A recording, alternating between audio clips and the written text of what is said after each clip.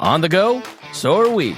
Get the IBJ Media app, your all-in-one news source for Indiana business news. Get breaking news alerts, read every story from IBJ, Inside Indiana Business, and the Indiana Lawyer, and listen to your favorite podcasts all in one place. Big news, small screen. Search IBJ Media and download the app today.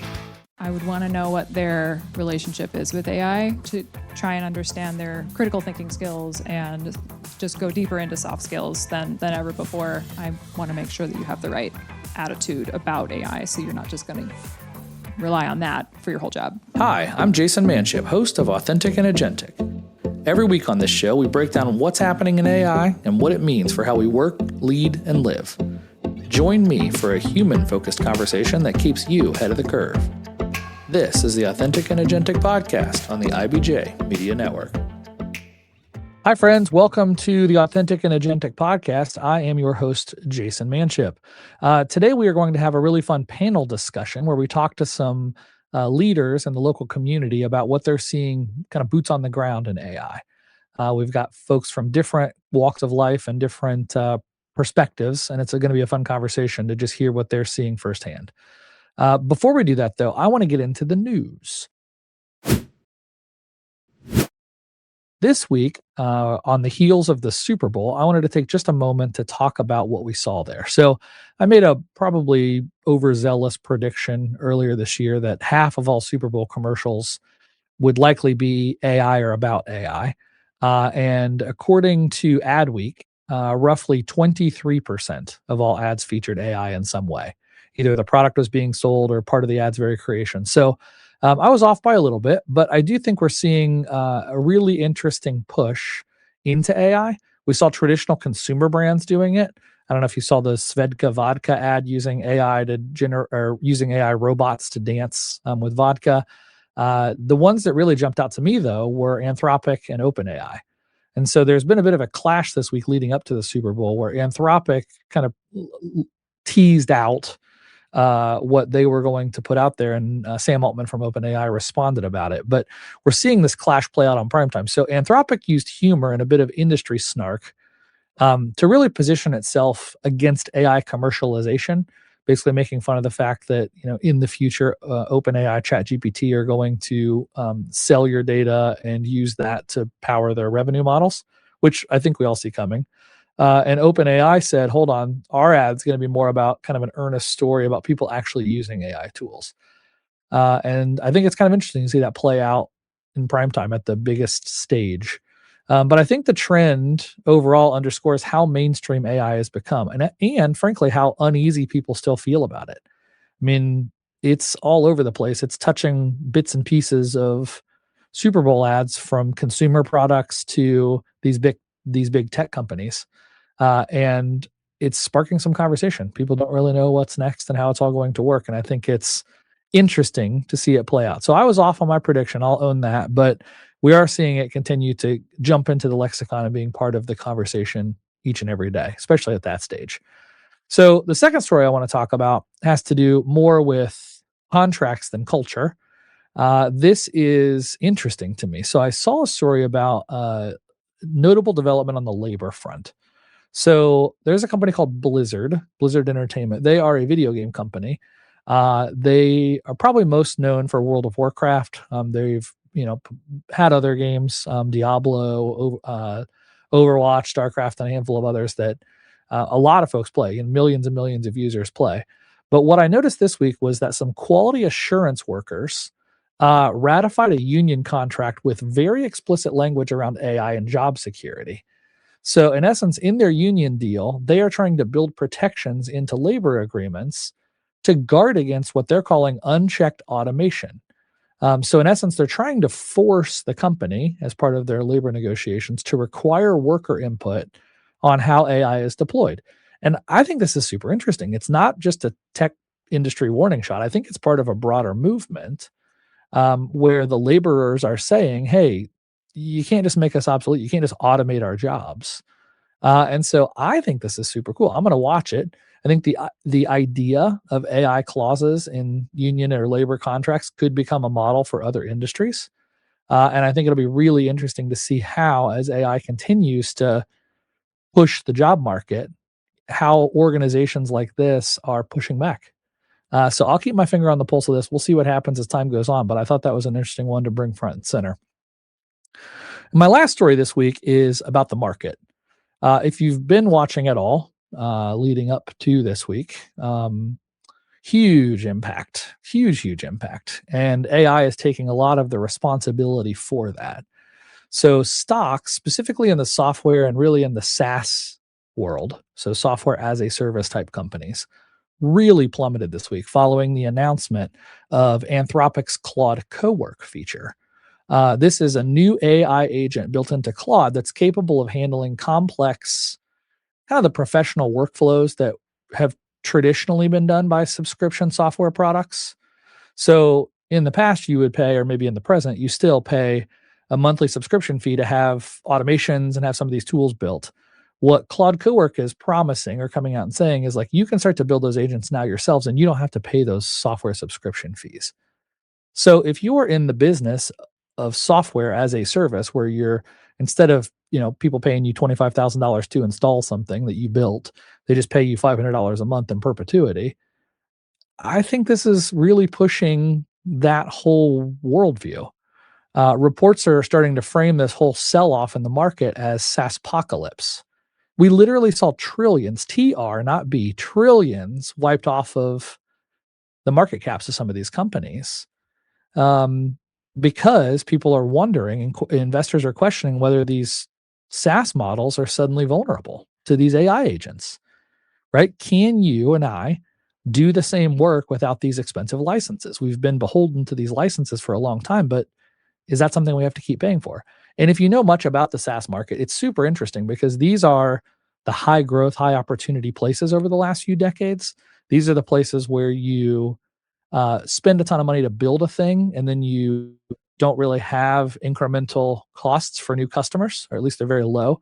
So your cost of goods sold in this moment is in the low percentages, which is generating very high margin, which allows a lot of these companies to invest in business development and growth and marketing and labor and service and R&D and all of that. And so these SaaS companies have traditionally been very high margin, very fast moving companies.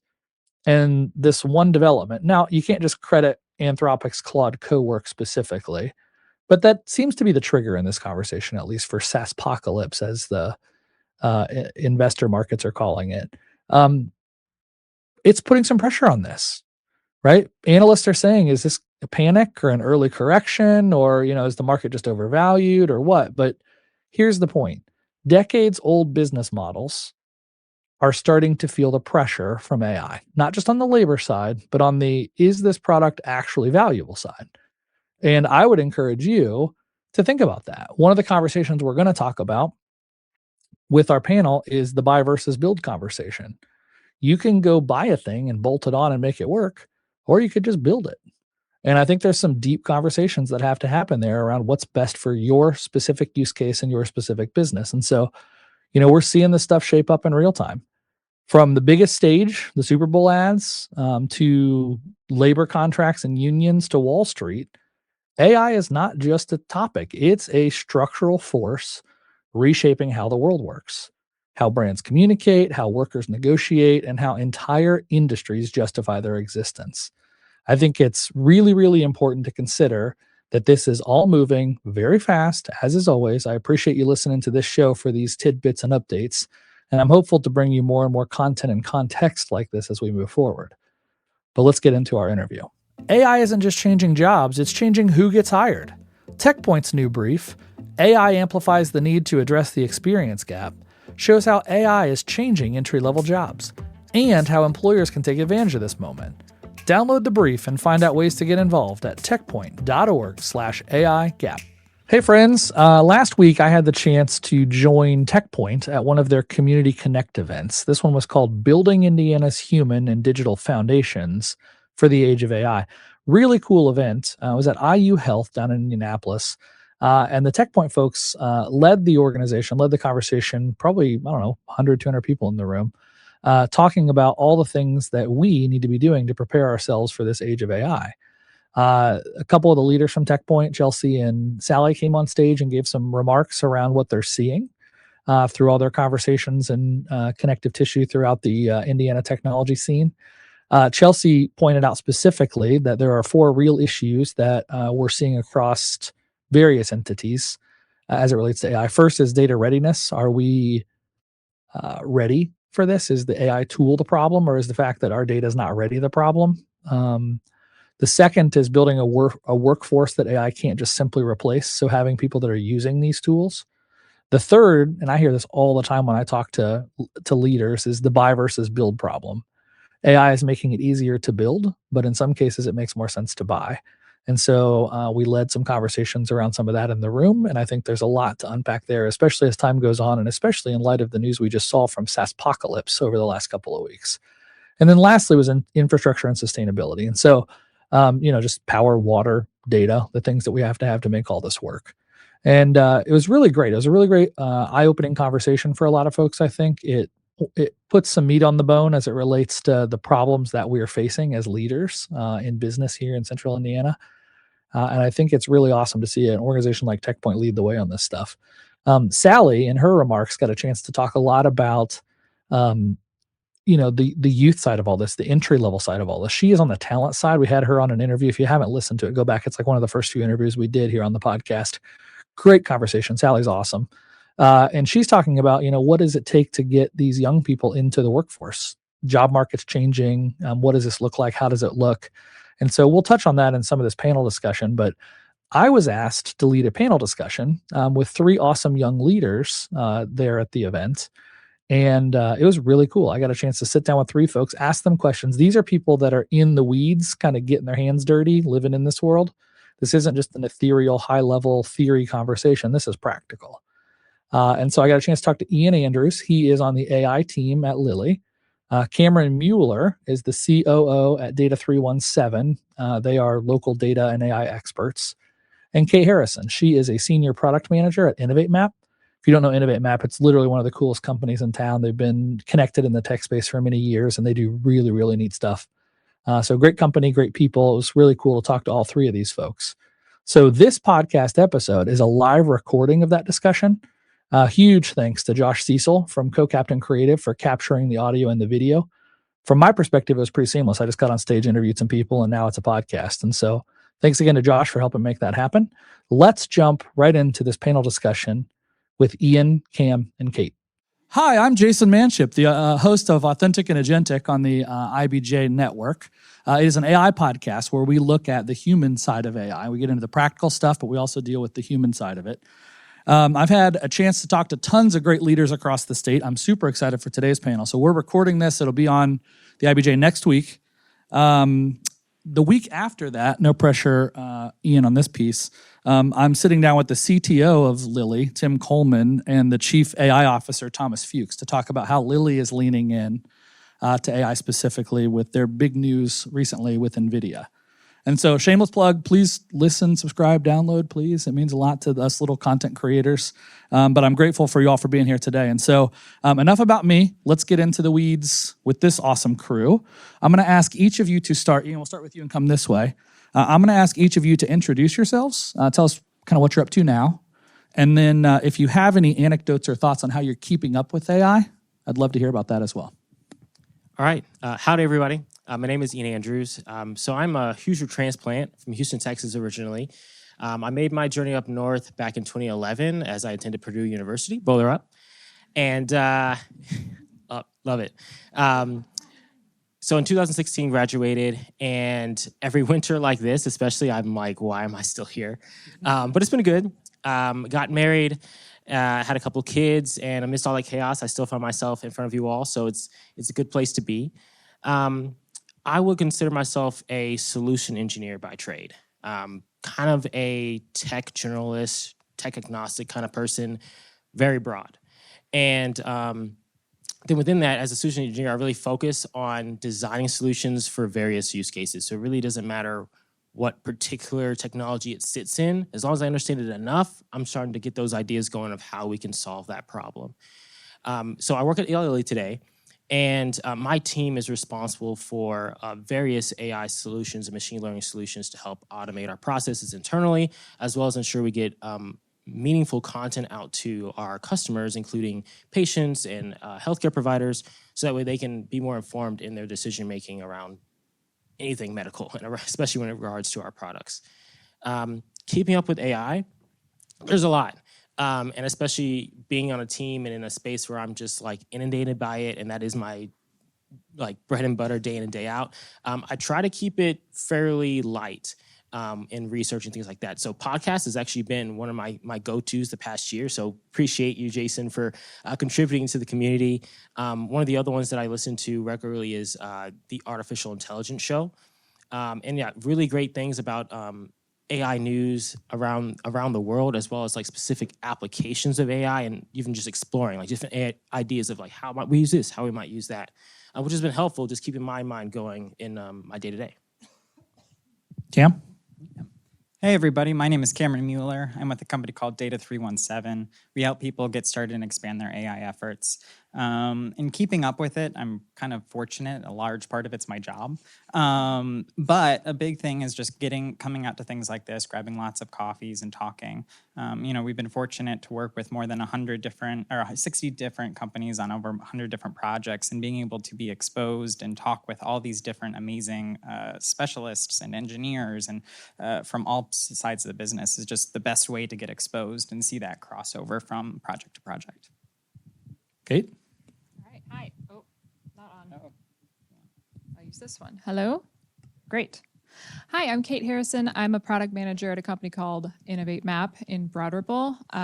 We are a digital product agency that works both on the product experience and the go-to-market side of companies of any size and any industry. We specialize in tech-focused companies, but we'll work with anybody that has a software or app in place or just needs go-to-market help. So I'm focused in the product experience side as a product manager. So I get to be the advocate for end users of industries and companies of all sorts of different ones. It's it's an awesome job I get to work with a lot of different companies and meet a lot of people. And as with everybody else, our jobs have been shaken by AI, and we've had to, adapt and learn how AI is affecting our jobs and the jobs of our clients and technology in general.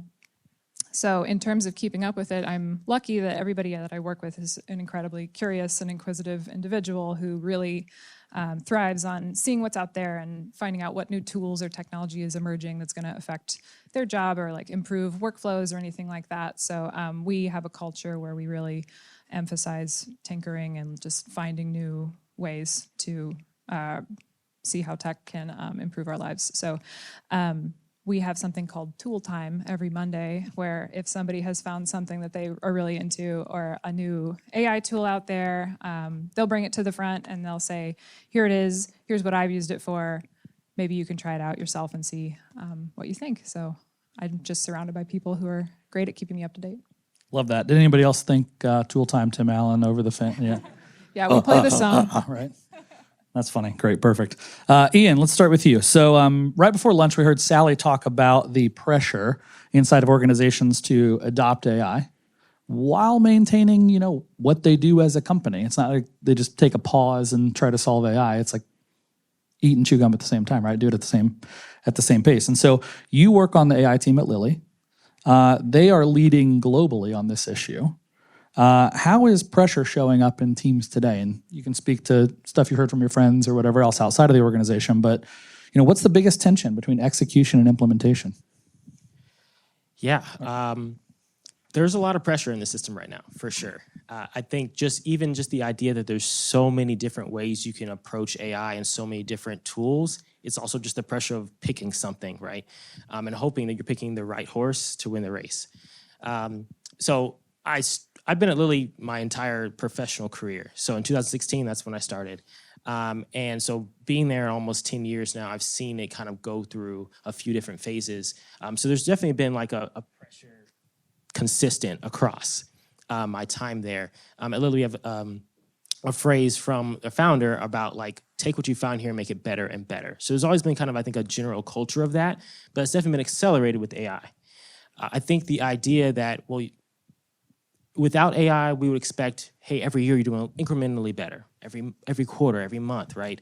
But now with AI, you have the opportunity to do that much faster and accelerate that process because you have a co-pilot, right, to help you generate ideas, help you fact check yourself, things like that, and even things that you've done in the past, take that, re-energize it. So with adopting as much AI as we have and trying to really get it into the fabric of our being at Lilly, I'm definitely really seeing and feeling that of just like, well, there's that expectation. If you have this co-pilot with you, you should be able to do more than you did before, regardless or not if you're in tech.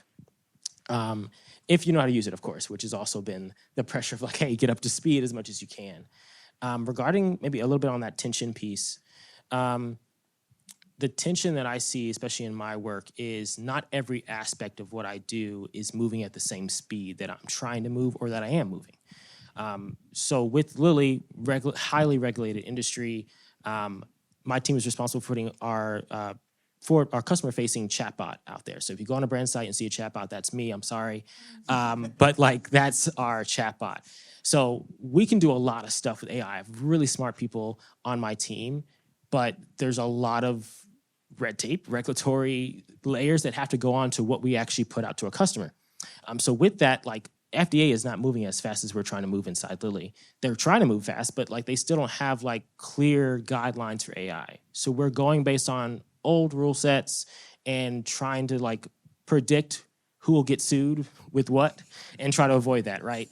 So just with that, it slows us down a bit. We're like, we get this pressure to go fast, but only up until a point. But in another sense, it's kind of good. I like to say that innovation without guardrails or a specific use case is really just brainstorming. You're really just kind of throwing up ideas out there. But once you put that framing around it and context, then it becomes innovative, right? So it's kind of a double-edged sword there. That's great. Yeah, I appreciate that perspective. Kate, we heard from Chelsea and Sally both earlier about preparedness. I think everyone we talk to sees AI and wants an easy button. I know in personal conversations I've had, I'll talk to a CEO who maybe doesn't understand it all and says, how do I don't want to hire a controller or a CFO. I just want AI to do it, right? And I've heard that firsthand from multiple C-suite level folks, right? Can you talk about that? Can you share an example of maybe where progress has stalled or failed? Not because of the tech, but because we're not ready.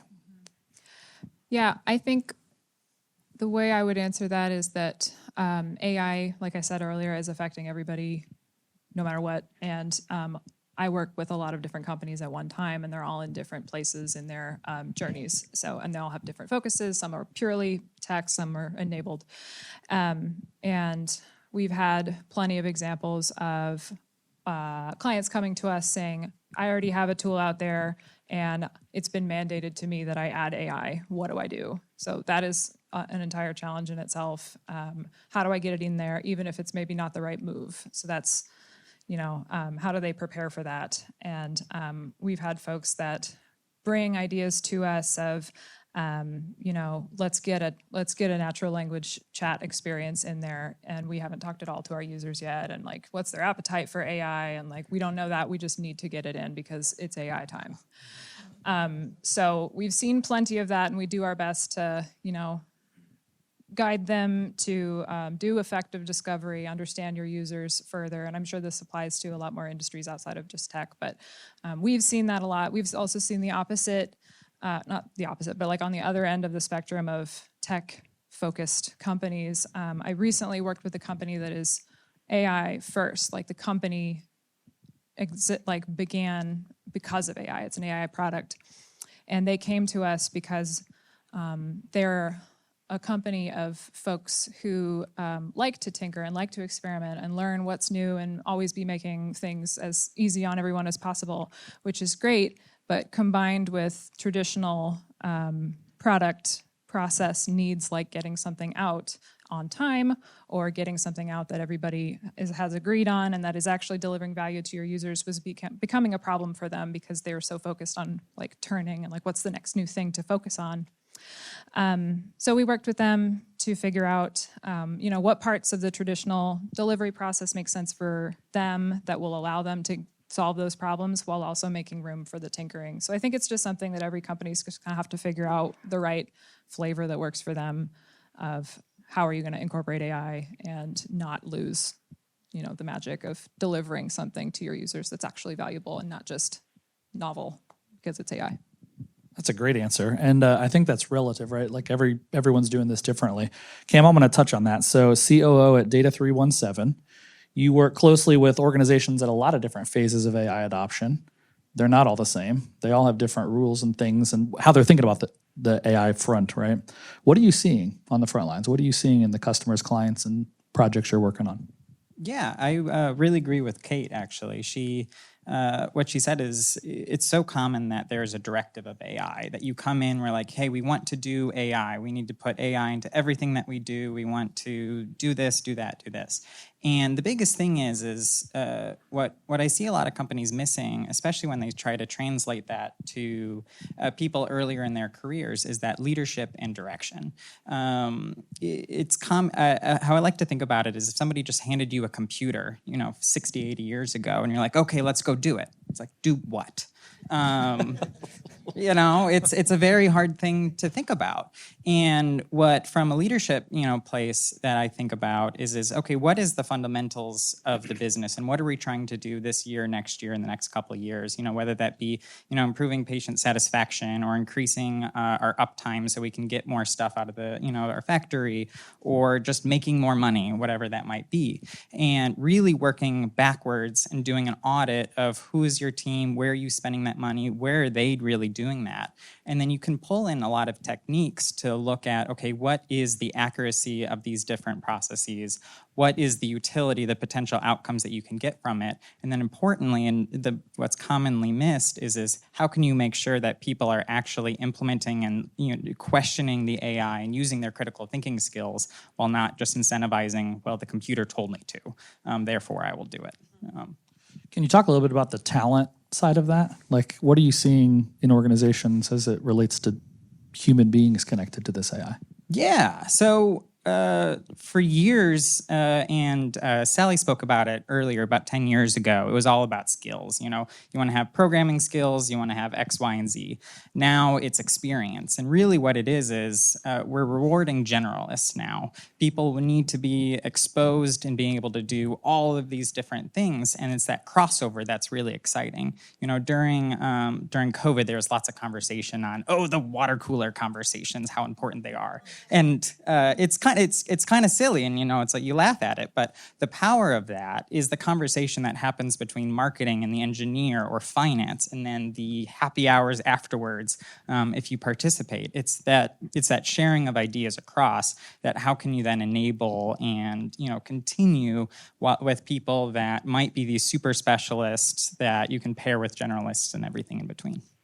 That's awesome. One of the things they always tell you in tech presentations is never do it live. Sal, I'm going to steal your PowerPoint. We're just going to go back in time a little bit to what you talked about because it looks like I can do that. Uh-oh. So I was watching Sally earlier give this presentation and on the research that just came out from TechPoint. And they were looking at various studies, great documentation if you get a chance to go online and pull down the report. But in this report, they're talking about how entry-level jobs you can see the charts, right? Entry-level jobs are on the decline right now. And AI is great at the codified tasks, but lacks kind of the hands-on experience. I'd like for you guys to talk about that. I'm going to leave this one as a loose ball so any of you can jump in on it. But how should employers, leaders, and the broader community be responding to this moment? So I'll put it in perspective of Lilly right now. So I manage a small team, and we got a good amount of developers and a mix of other product owners, product managers as well. And with the advent of AI and trying to hold people to a higher standard, right? As I mentioned before, better and better, trying to incrementally improve. When I'm doing their performance for reviews, for example, I'm not considering them as just an individual anymore, acting alone. I'm considering that you've got a huge machine of AI. And at Lilly, fortunately, we have multiple different AI models and use cases, applications that you can leverage to get your job done, no matter really what area you're in. So I think it's like I have this expectation now that you have your co-pilot and your knowledge and skills that you're bringing to the table. So I think it's difficult now that, hey, we're hiring people or looking to hire people earlier on in the career. It's like, okay, well, we know you have the co-pilot, right? Because we have that access too. So we're definitely not discounting you for maybe not having certain versions of that or anything like that. So you've got that, and it seems like you know how to use it, but can you pair that co-pilot with actual like practical skills in how to use it in the best way, right? And that's where my experience, my team's experience comes into play, because we're not just, what should we do today? And we just do it, right? We're really trying to be thoughtful about how we're using AI and building it into the fabric of what we're doing, not just telling us what to do. So I think that's where I'm seeing, like, hey, let me see if I can get someone a little bit more experience. Not for the sake that someone younger or earlier in the career couldn't do it, but if we're thinking about best leveraging AI and synergizing with that, someone who has more experience across the board will hopefully be able to use the AI better and get more value out of it. So again, I think it also takes it back to schools, education, right? Like if new grads are coming out of college understanding how to practically use AI to a deeper degree, then it'd be easier to trust that they're not only coming out of college with whatever that degree is skilled, which I think recruiters, we know like what those degrees are, but now it's like, does that degree also teach you how to use AI? Because if not, maybe we prefer someone who's a little bit more experienced in that regard. So that's my like off the cuff. That's great. I think, if you want me to answer too. Please.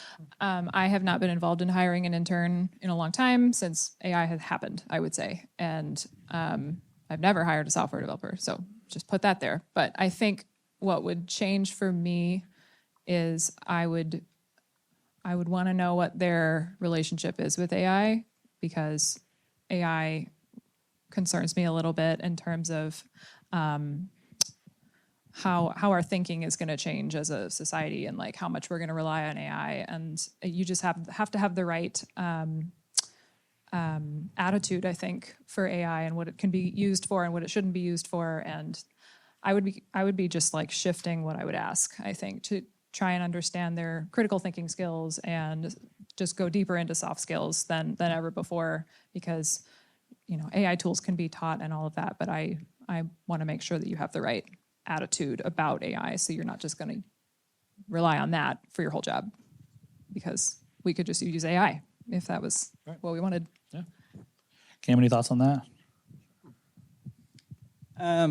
No, I very much agree with both of them. I think the biggest thing when I think about being early in your career, I remember getting advice saying, "Oh, in every meeting, just say one thing, speak up."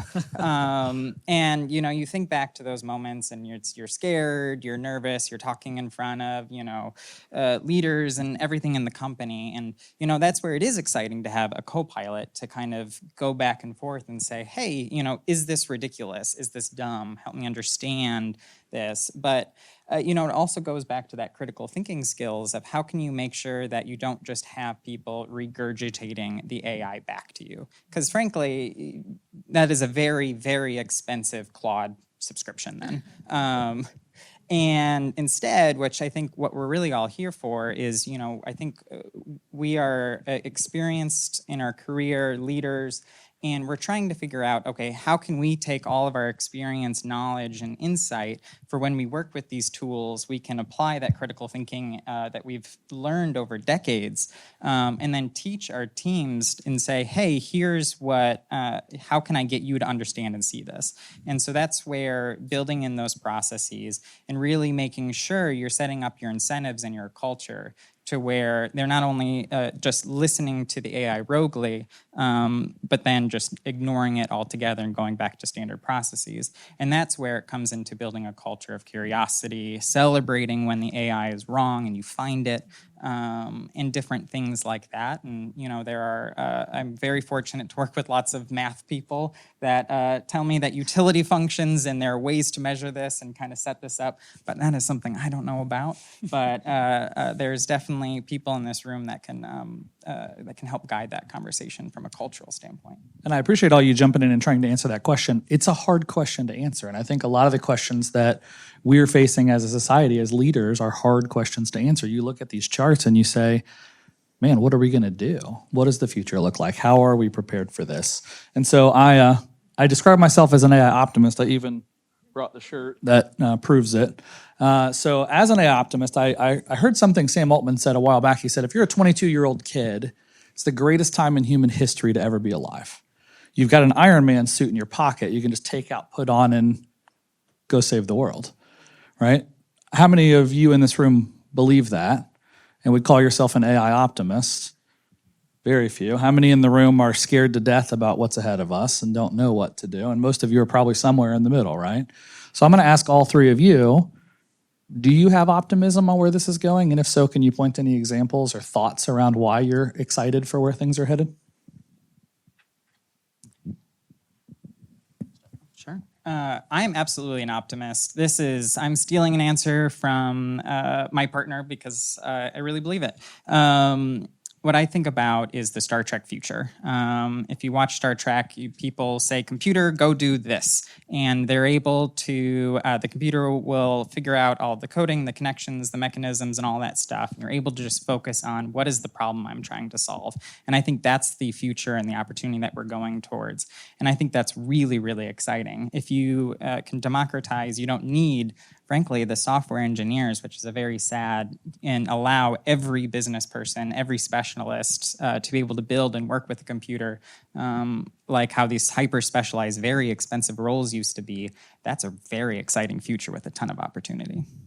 I think that if we get there, I'm an optimist too.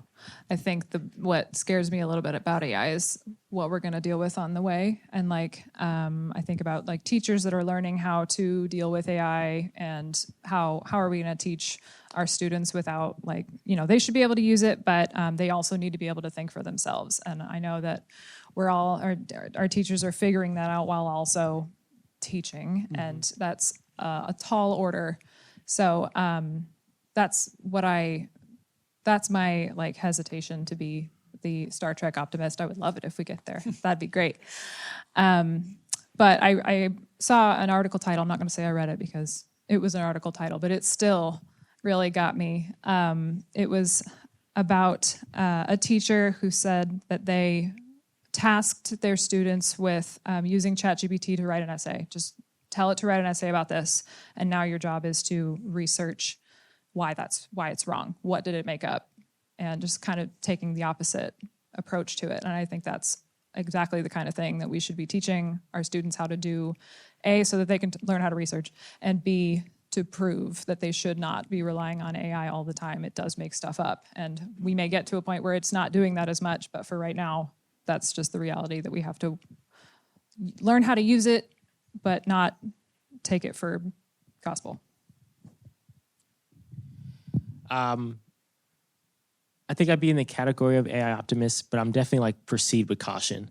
I think about forming, storming, norming, performing, right?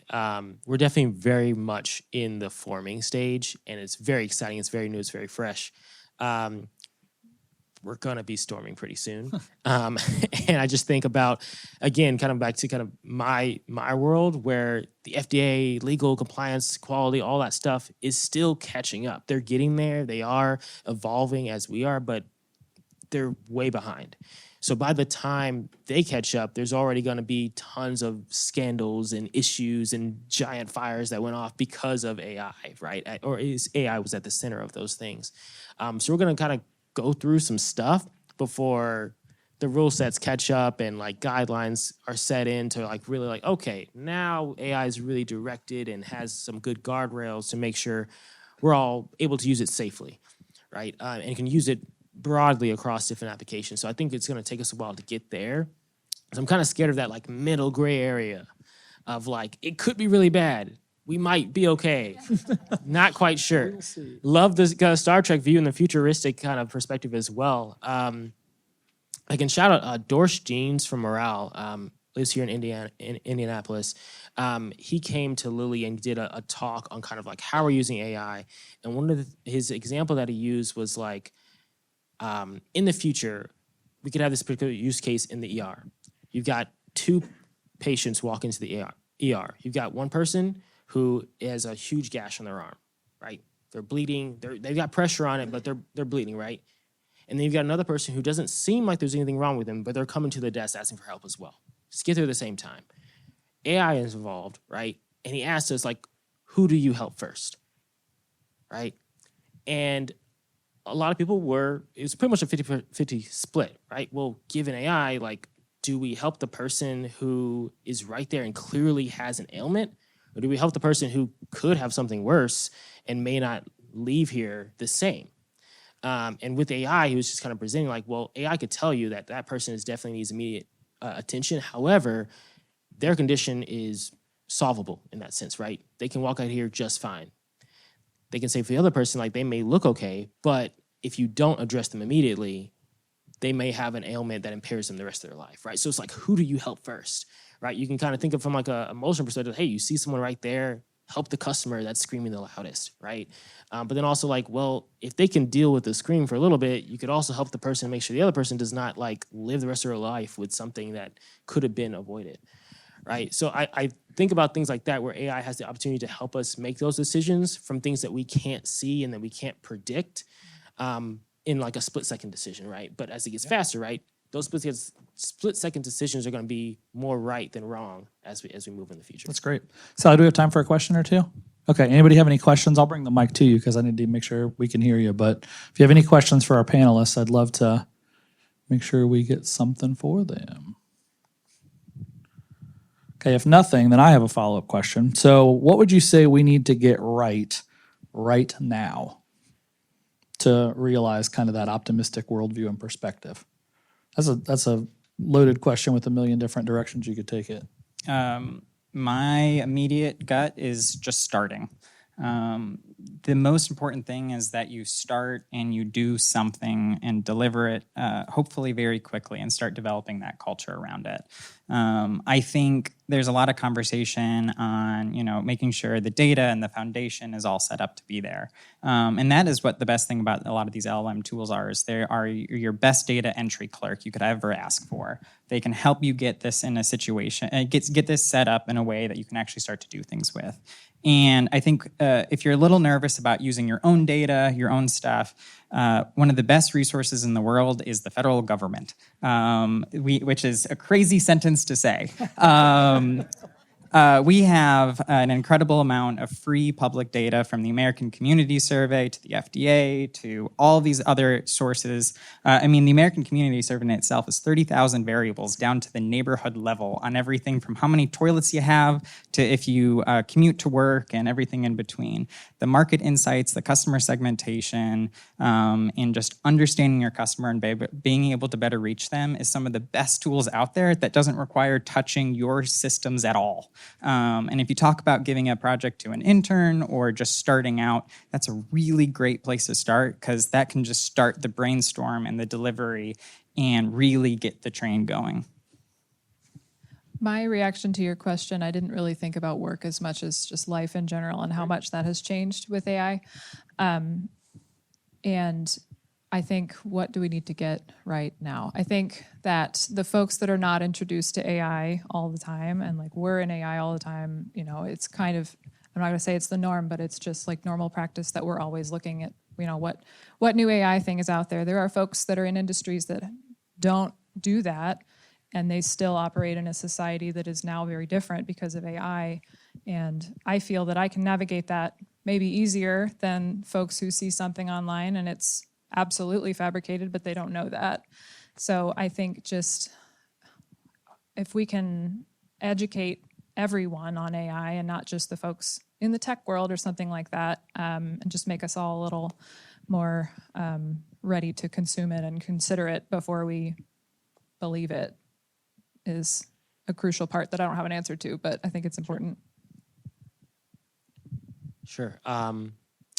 So I think the education piece is definitely critical. I was going to say that, like, by all means, get informed on AI in some respect, especially as it relates to your career or even just your personal life. And then once you get in, as deep as you want, set your boundaries. Just how deep you're going to go, what information you're going to share, not share, et cetera. Even when it comes to your work, as much as you can control, set your boundaries. Because as things evolve and shake and shift, you're going to want to at least know, like, hey, like, I maintain my integrity on this side and whatever, right? Kind of same thing when you think about like social media and what you share, right? You may not want to share all the different pictures of your kids or all different pictures of yourself as a baby or all the nights out you go to the bar, right? Like use discretion. So I think learn enough to be dangerous, but then set your boundaries so that way as we continue to evolve, you still have bandwidth to share more or, keep yourself closed off. And it's kind of your choice in that sense. Yeah, I want to double click on that as we close. So before we wrap the panel though, one thing that I wanted to share is something that hasn't really come up yet. All three of these leaders, earlier in their careers, but past the out of school phase, right? They're out there taking over the world. They were some of the very first cohorts from the extern program, which I think is really, really cool. These folks had someone bet on them early in their career. Someone bet on them early in their career. Some employers leaned in. They gave them real world experience, real context, real responsibility, and real chances to solve real problems. I loved your introduction of how you kind of call yourself like out there solving problems. And now Ian, Kate, and Cam are the next generation of leaders for this community. And I think we should celebrate that. I think it's really, really cool. So we're in good hands. I feel really great about this level of leadership. But I also want to point out what I see on this chart that I've intentionally left up this whole time as a bit of an existential crisis in some ways.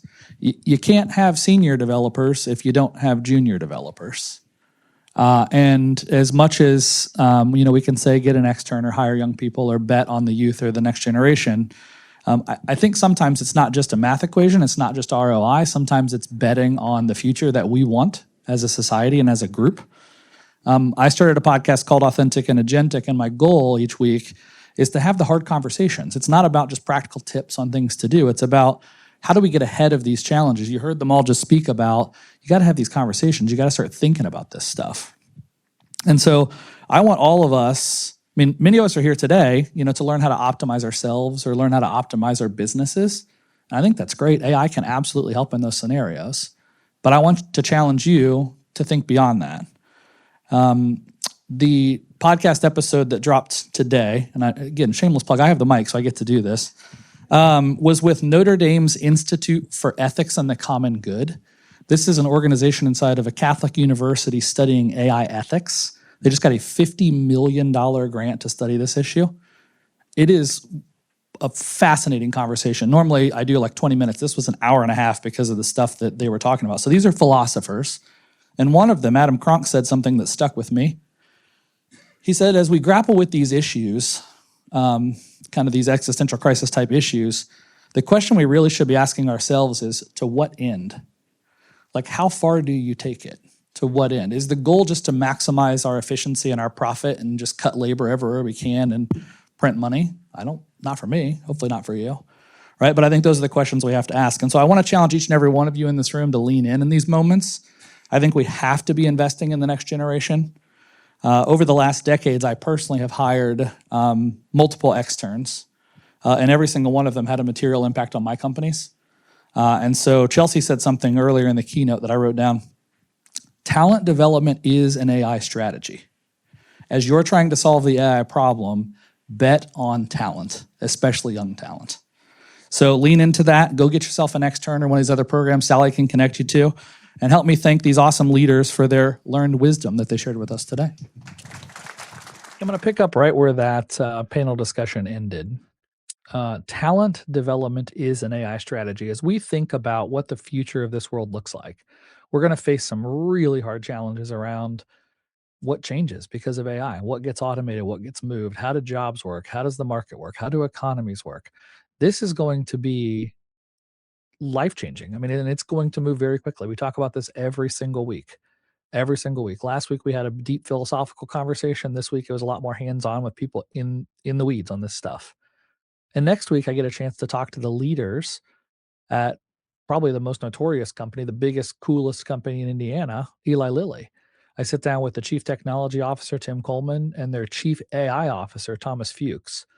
And we get to talk about how a global pharma company is dealing with this and thinking about this stuff. And it's a really, really great conversation. And so this is impacting everybody from the small business owner to the global companies out there on the forefront of this all over the place. And so Guys, we have to be thinking about this. We just have to. I would challenge you to think about, specifically this week, challenge you to think about the human side of all of this, the labor side of all of this. If you could automate someone's job at your company and reduce your expenses, would you do it? Would you? Might be cheaper. You might save some money as a boss or a leader, but is it the right thing to do? And so I think it's on us. And I would challenge you, just as I challenge myself, to level up my team to help them grow in this technology so they become experts at it as well. And I can get more out of people who know my business, who know what I'm doing, and who know what I'm trying to build. And I can show them how to use these tools. I'm not just looking for an easy button where I can click a button and cut my labor costs. And so challenging you to think the same way. Listen to next week's episode with the leaders of this big company thinking about how they are thinking about it and have thought about it for a while now. And you'll see that they're winning because they're making good bets on this stuff. And so thanks again to the panelists for joining. Thanks for TechPoint for inviting me to participate. What a cool event. I'm really excited for future events. And I hope if you get a chance, go to TechPoint's website, sign up for their next events like this, and join these conversations. Guys, we have to be talking about this stuff. So until next week, onward.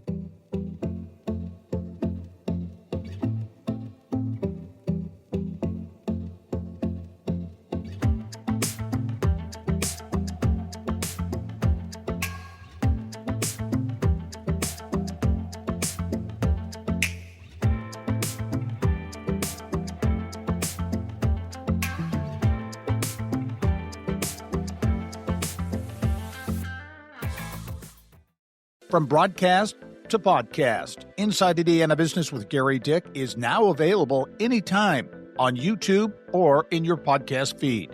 Subscribe and listen wherever you get your podcast or at ibjpodcast.com. Your commute just got smarter. Turn drive time into growth time. The IBJ Media Podcast Network gives you front row access to leaders shaping Indiana's economy, culture, and future. No filler, just smart, relevant, local storytelling you won't get anywhere else. Find all of our shows by searching IBJ Media in your podcast app or visit ibjpodcasts.com.